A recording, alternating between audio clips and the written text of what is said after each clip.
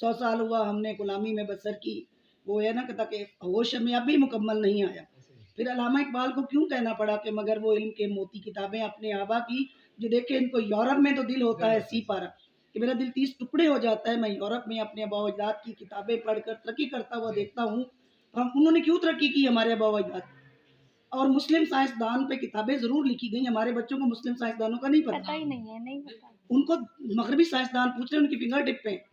फिर वो अनवर मसूद के कतात में है ना कि रेडियो पे भी जो कुरान की तिलावत न सुने उन मुसलमानों की औलाद का इस्लाम न पूछ, जिनको अंग्रेज का कानून हो अजबर उनसे और सब पूछ मगर शरह के अहकाम न पूछ। रेडियो में भी जो कुरान की तिलावत न सुने उन मुसलमानों की औलाद का इस्लाम न पूछ।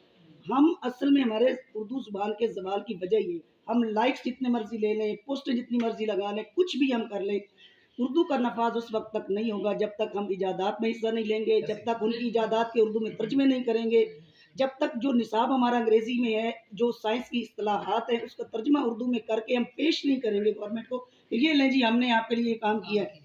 अगर अंग्रेजी भी ज़रूर साथ सीखे, दोनों होने चाहिए मीडियम। जो बाहर जाना चाहता है मुकाबले के इम्तहान में, जो बाहर जाकर उनको उसका भी पता हो, इसका भी पता हो। तो ये चीज़ें जब तक हम नहीं करेंगे, नफाज उर्दू के हवाले से ये सारी रियाजत बेकार है। हम चाहे रोज़ाना यहाँ बैठ के बातें करते रहें, हम उसको लाइव चलाएं, मीडिया पे चलाएं, जहाँ मर्जी हम ले जाएं।